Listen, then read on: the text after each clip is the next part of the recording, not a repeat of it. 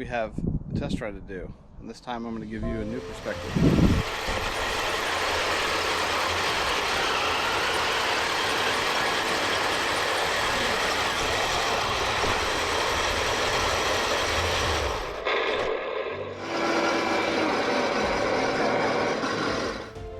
The Hellcat was legit. It went wicked fast. The Hellcat is, of course, one of my favorite vehicles. And the true stats of it just give it away. It was made by Buick. It had the same engine as the early Shermans, the radial, Wright 975. Although its small track and torsion bar suspension gave it the ability to operate up to 60 miles an hour on even roads.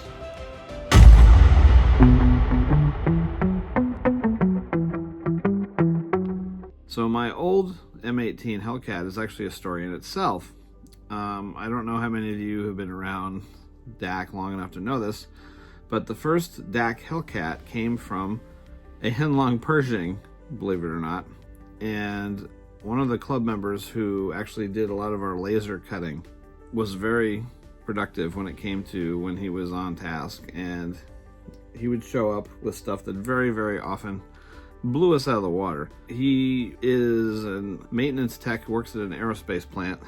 He basically fixes the machines that make the parts for the airplanes. So when we met him, he would show up with very unusually laser cut items. So I actually sent him our logo, and he came back with laser cut titanium or stainless things full of our logo. So that's when you see me spray paint the boxes. That's where that template came from. I even have a small one which lets me do the tanks too. So it's around here somewhere. The tank started out as a Pershing. He turned the Pershing backwards, cut it down, and then scratch built the top and the turret. Now he did this over a period of about 10 days and showed up at one of our battle events. Now ironically enough, that Pershing he had started to make into a Super Pershing, and he had saved the parts he did from that, and I bought that as well. So that became the basis of my Super Pershing, which we'll get to another time. So to explain to you all the work that has gone into this vehicle over the years, that's the origin of it. That's a Pershing. He put a Panzer III sprocket on it, and he actually laser cut parts to go over it to look like the actual Hellcat wheel.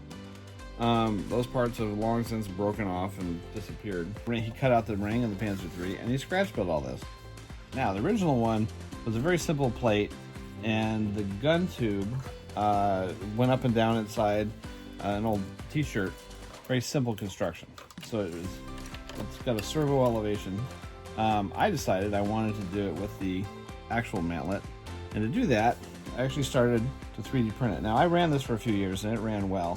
It occasionally shed sprockets. I made the top a little bit more ergonomic, and I made the front a little bit more sturdy. Those are Heng Long steel geared gearboxes. It's got a bunch of resin on the inside to hold them in place. So if these die, this is pretty much the end. So this comes off pretty easily. It has, as you saw, a Heng Long style traverse. He built places to put the servo for the elevation, and that's usually a pretty standard servo. I used a camera switch for it as well, and a Heng Long traverse. Now this over the years has had to be beefed up and supported because it does get damaged. And now I'm going to do another cosmetic update just to make it run again. As you see, it has Tamiya electronics inside. They fit, it's pretty tight. Got a speaker and a radio in here. I built this little platform to keep things in place. The speaker is actually glued or screwed to the inside of the upper deck, as is the traverse, and has a Spectrum receiver. This is the camera switch that allows the servo to operate. The only thing keeping it out of the field lately was elevation and issues with the servo. So that's why I'm going through the process of, I 3D printed this. And this is a while ago. I actually took a gaming model of the M18 Hellcat. It was about 1/56 scale, and I scaled it up just to make the mantlet and the rotor shield. So that's the 3D printed. I put it on. This is a bit of a cheat. This is a T3485 barrel cut down to be the 76 mil. That was done by the original modifier. I just kept it going because I didn't have anything better at the time. If I find a spare 76 barrel, it's going in there. Unfortunately, the 3D printed one I had came out way over scale, so it looks more like an M10 barrel.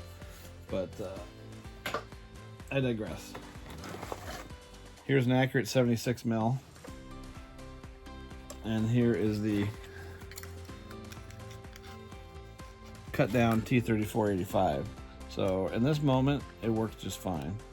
Now I'm working on the rotor and the pinion to make that work, and that's the next step.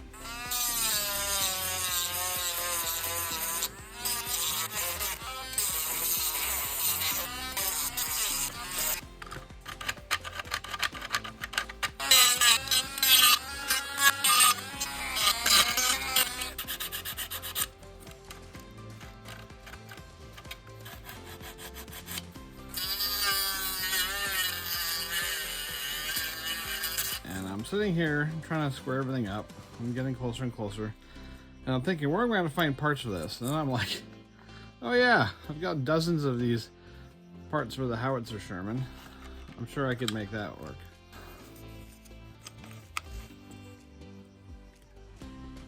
That's normally how wide across it is. I need to make it narrower by like that much.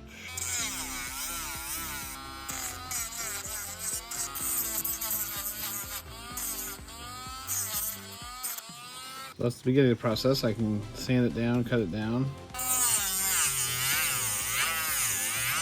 Progress. Well, to do this properly, I need one of my favorite tools. This is the chopper. But I'm having one of those moments where at some point in my movements around the garage, I've misplaced the cutting pad in here. Now, since it's basically just a self-healing mat, I do have part of this old one that I could probably cut a piece out of and put in here. So let's see if that's a wise idea.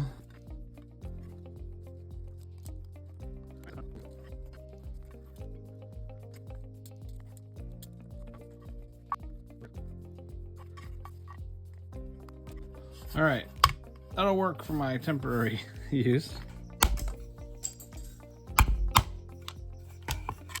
I think that's a nice little adjustment.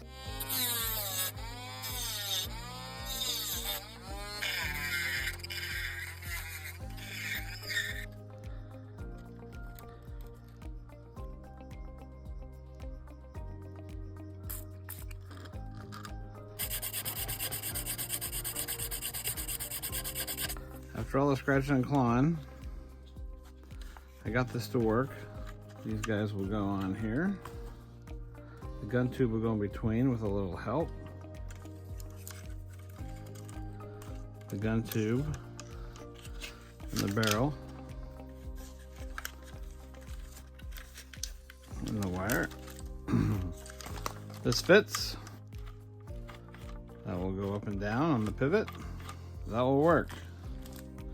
So I'm going to move on. I'm going to add a little more detail. This time around, I'm going to take advantage of Andy's Hobby Headquarters Sherman, since it's going to have other guts in it to run, including recoil and elevation. I'm going to steal the Static Kit's M1A1 gun, which is this, and I'm going to put it in the turret so you can see it.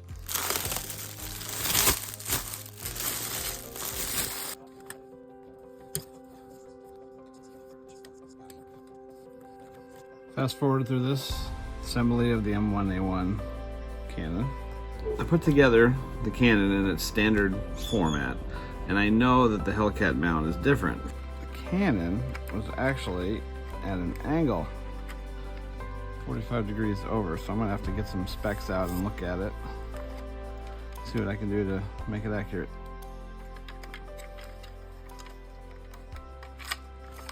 You can tell in the photos the breech would be about 45 degrees that way. All right, that's what it would look like in reality. A lot of the features, the accurate features of the gun, will not obviously fit.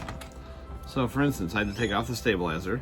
I'm gonna have to take off, looks to be the backup gun sight. Or is it the primary gun sight? It's one of the gun sights. I have to take off the gun sight and this part of the elevation. So there's a lot of things that are cosmetic in this build. So when I get this in place, I can finish this part by putting in the ammo, and I might cheat just a hair and steal some of these surplus M36 parts, because it would have the ready round right here. If you see the pictures, it had ready rounds here and the 50 caliber ammo. And then once all that's done, I can go about redoing all the bars.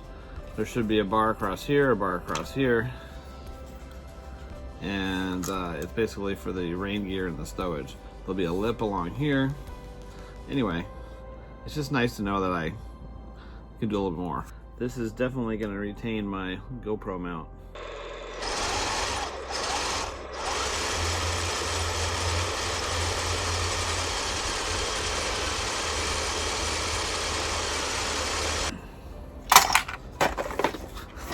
Ever get those gift sets for Christmas? The nut cravings? These little boxes end up being perfect. And just to reiterate, this is what the M1 gun assembly would look like in the normal Sherman setup, T23 turret. In my remote control conversion for my Korean War Easy 8, I'm gonna have this attached to a Tamiya setup. Trick is what I'm gonna do with the barrel. Now, Andy's kit comes with both the plastic barrel and a metal barrel. The only problem with the metal barrel is it is not drilled out. This is my older gun tube. It's old, it has cracks in it. It's actually got a lot of, it could stand a replacement. Or who knows, maybe I'll put the muzzle brake on it from this kit. The dream is eventually to have a full recoiling Hellcat, but I will probably do that if I do the full 3D printed one.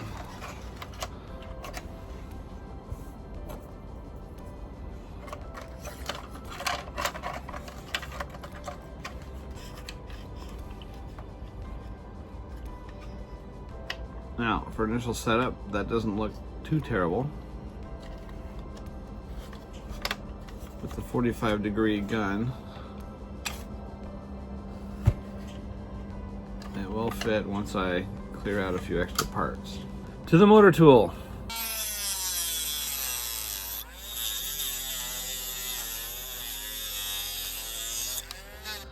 I know these are 90mm rounds. They'll do for my purpose.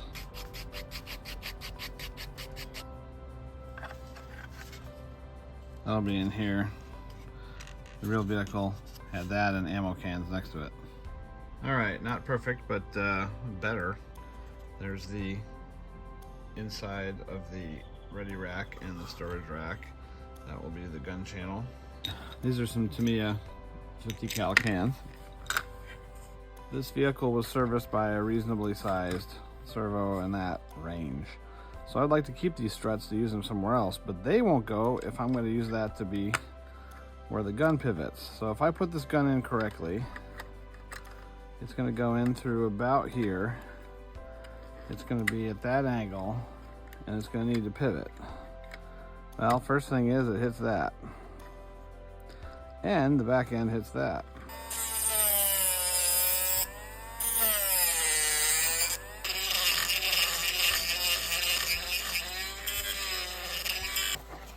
That one has to go like that and has to attach while cosmetically being in line with the main gun.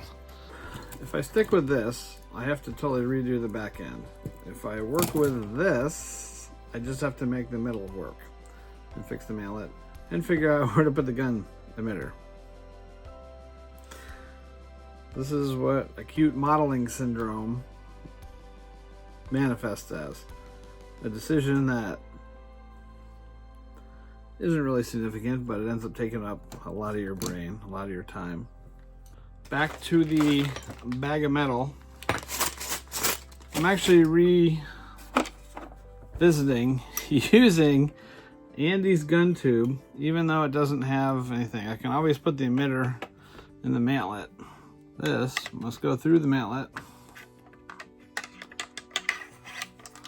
45 degrees. and go into here. And believe it or not, it does it. I gotta do a little cleaning on the inside.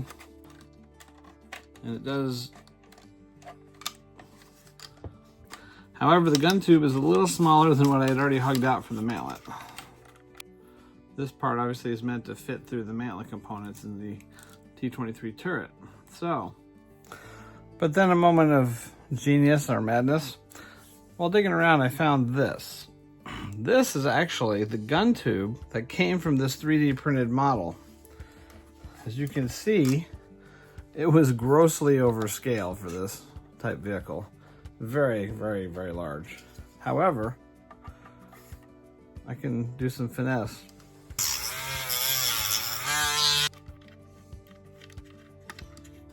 Mental note, when you're having trouble removing a cutting disc from a tool, don't do this.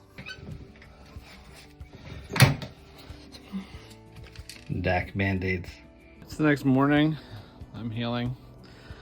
What I've done is try something new. I've taken this piece of tube cut from the 3D printed gun that doesn't work, and I have two concepts. Put a ring on it, but I also have a piece of the tube that will cover this gap here and essentially be what attaches to the mounts on the inside.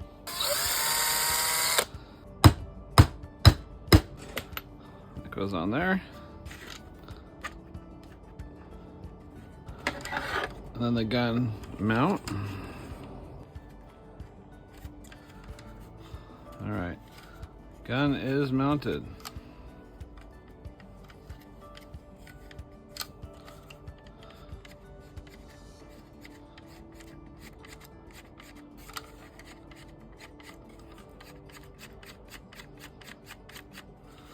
Only wrinkle is I have to now put the emitter in the mantlet, but there's a port for it, so little glue, a little support.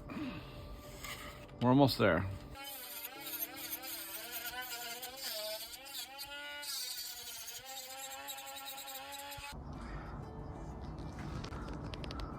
Starting to look pretty convincing. What do you think, Lil? Good day?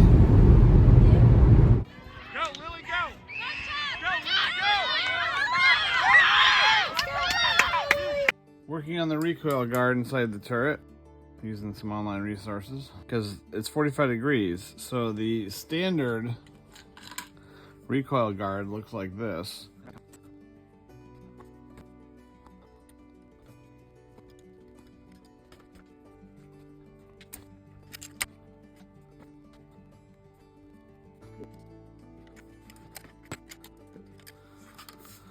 Okay, now in a moment of true irony, these will actually work in their location. So,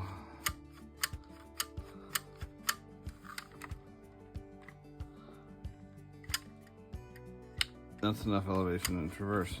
Investing a little time into some extra detail. This was the 3D printed turret that I got the front from in the first place. It didn't come out right, mostly bad printing on my part. But it does have some things that are valuable. I'm gonna scavenge the rack to make sure my rack is cosmetic and keep that just for reference. I have these rings if I can manage to survive some of those. It has a viewport that the gunner had. It has a few little details on the inside like the traverse mechanism. It also had the turret ring with the uniquely Hellcat-ish 50 cal mount, which I'll try to save. And just a few details for reference, especially in the front and the back, like the lip that was on the front of the, basically a splash guard kind of situation.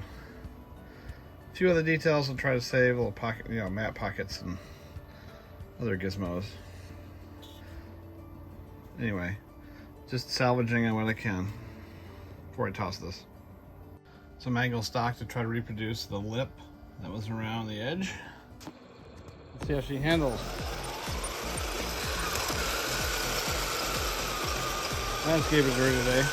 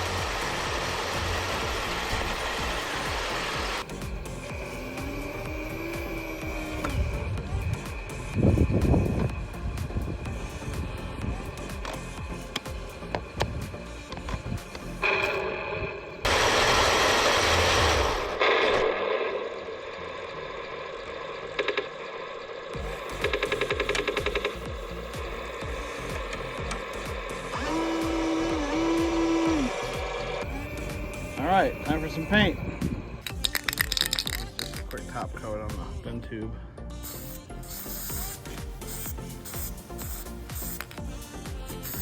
Front of the turret.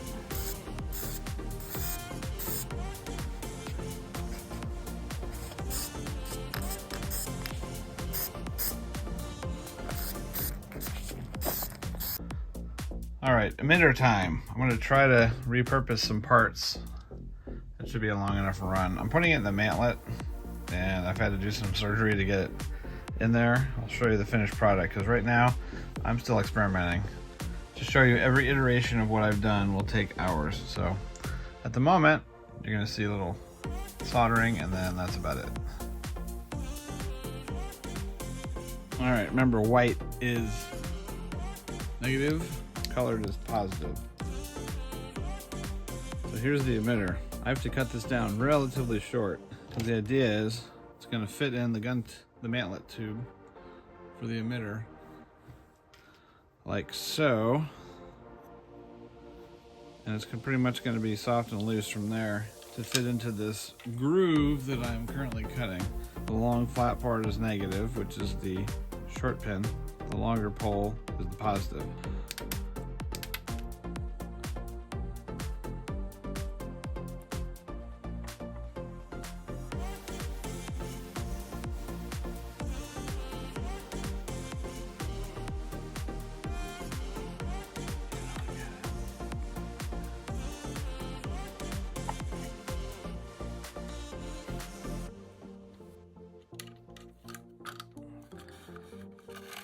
All right, that's in place, and it seems to be working again with the basic functionality.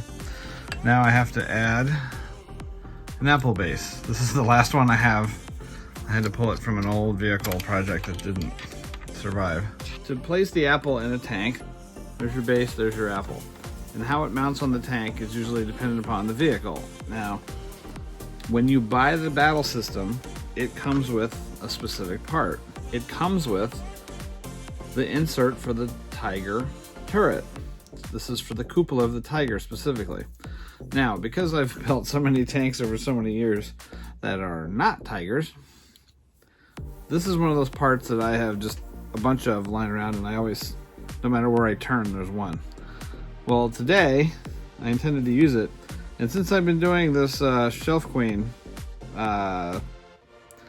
purge, I've actually used almost every one. This is the last one I could find in my garage. So until I order another battle system, this is pretty much it. I'm sure I'll find one or two more squirreled away. But I use them all the time as the base for my conversions. You've seen it in the M113. I could show you half a dozen vehicles. The way the kit usually works is the standard Tamiya kit will come with something like this. Just a piece of plastic that the commander's figure would sit on. If you're going to use the battle system, they incorporate a specific part for the apple to fit and face forward. This one, I believe, is for a Sherman. So, in my case, I have two choices. I was kind of trying to come up with something clever here. The apple base, if I want to put it in the commander's position, which I'm probably going to do, I'm considering putting it in the loader spot, because then it's opposite of the emitter, so it gives you a little bit of a peekaboo opportunity. But if I put it in the commander's cupola, I found that I have these little cases I use for my 48 scale models. They're for baseballs. The baseball comes with a little holder in this piece of plastic. I use it for paint. I use it for all kinds of things because I've collected my 48 scales over my shoulder. You may have seen. I have many, and they fit in these wonderful little cases I get from Michaels. But I also noticed that on this tank, it fits perfectly in here. So I may use this as my base. Why not? This part that is always in my collection is now rare. So, unless I buy a few more apples from the battle systems from Tamiya, this may be unobtainium for me. Work partially complete. This is that baseball holder. I made it so that the apple is tucked in there nicely. It will now fit into the commander's portion of the cupola. This apparently is actually a part from an old T-34, but shh, don't tell anybody.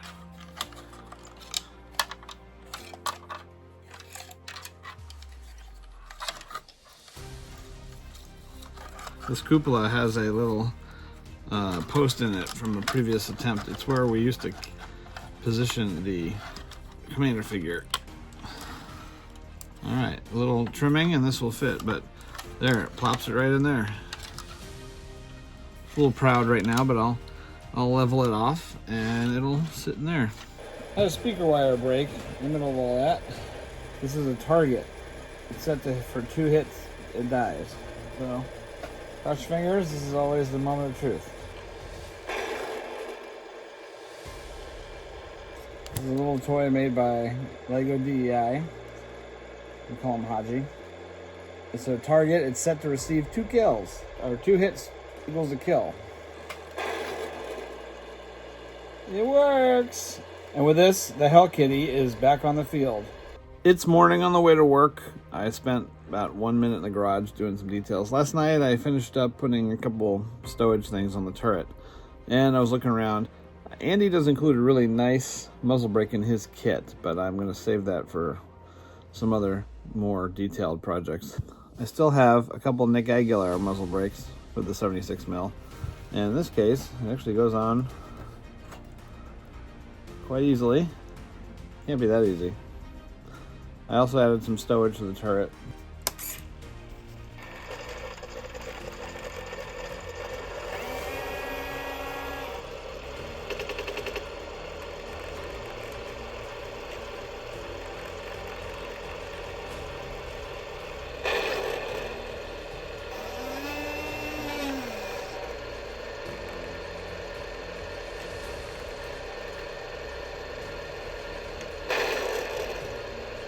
I'm going to catch up on a little detail painting. I added 5 rucksacks because there are 5 crew. When I paint with the brush, I use this old bubblegum shrimp cocktail glass that broke as my base. It's got a nice little pool in here to be my palette. Just going to use some Taklon brushes here. For the big stuff, I'm going to start with kind of a big brush.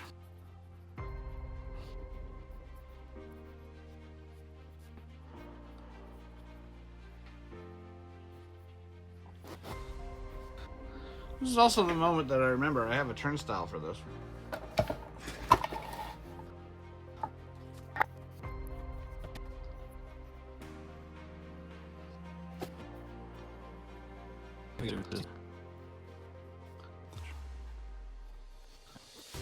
Now I have a little bit of this left, enough to paint another big bag. So what I'm going to do is I'm going to mix things up a bit with some field drab.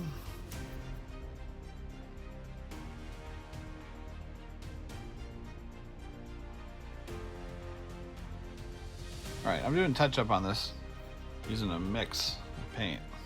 Now I don't want it to be the exact shade of the whole color because I do want it to show some wear and tear, some life and grind.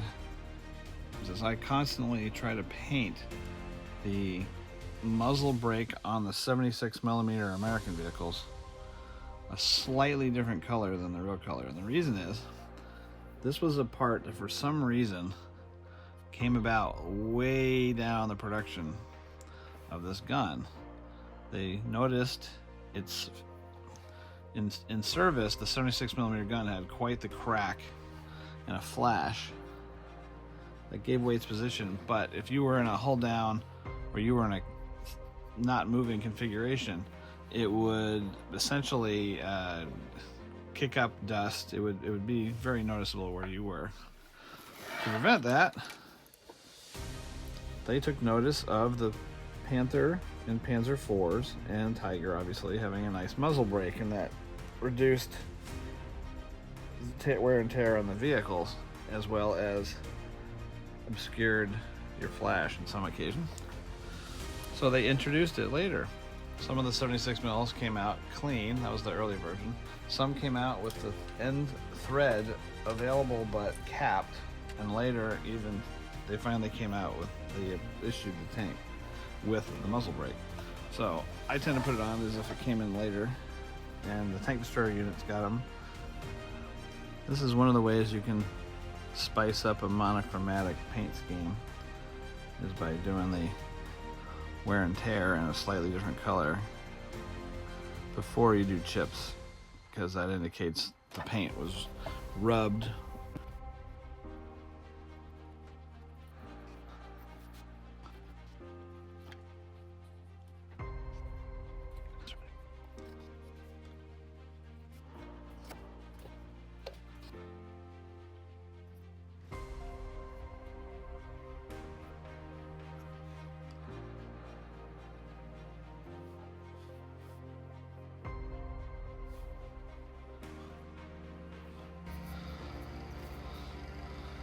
I stand by at the moment.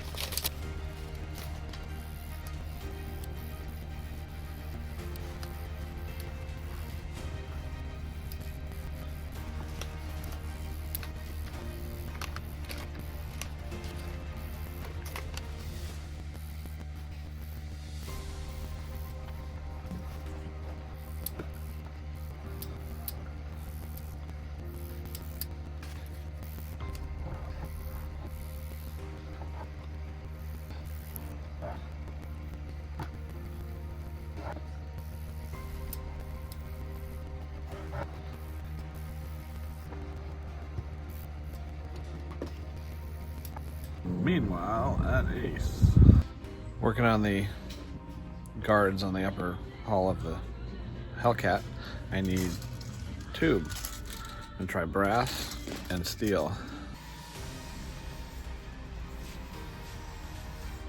That'll work.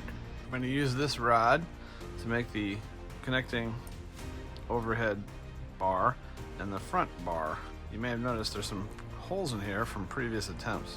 I'm going to use my grab handler to make the bend.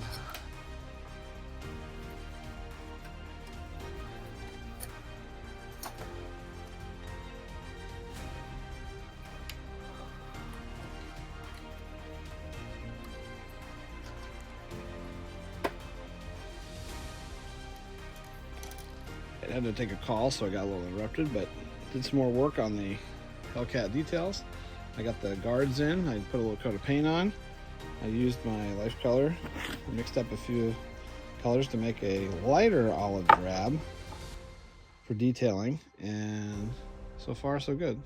All right.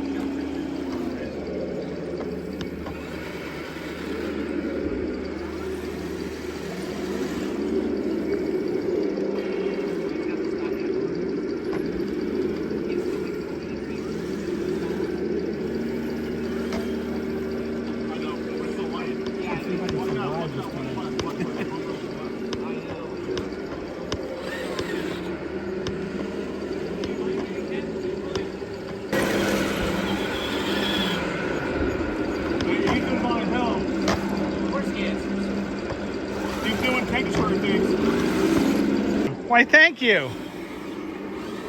Why, thank you very much.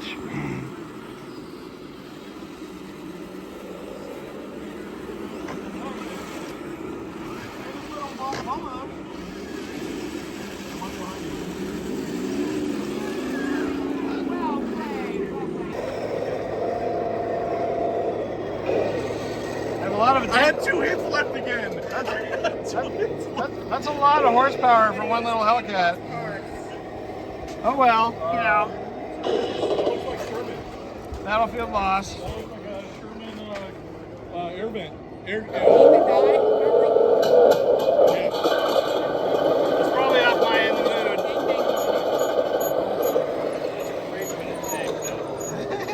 Glad you like it.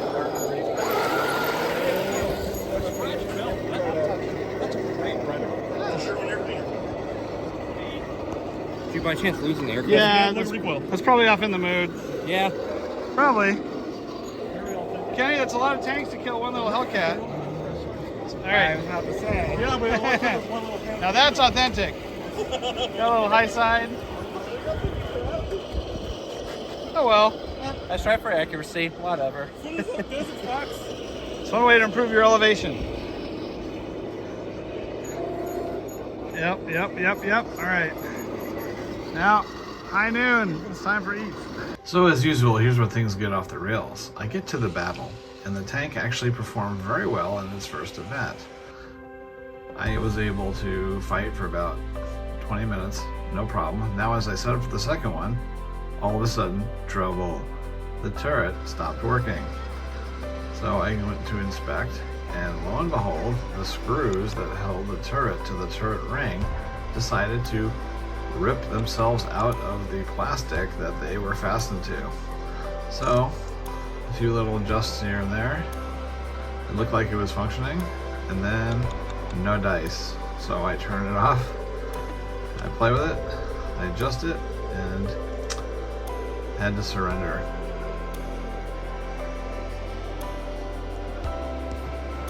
Believe it or not, it was very impressive in its first battle.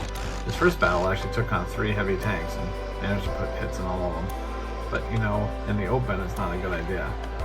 Well, took the top off and discovered the damage, and that was the end of the Hellcat. But I'll have you know, the M36 kicked butt all day.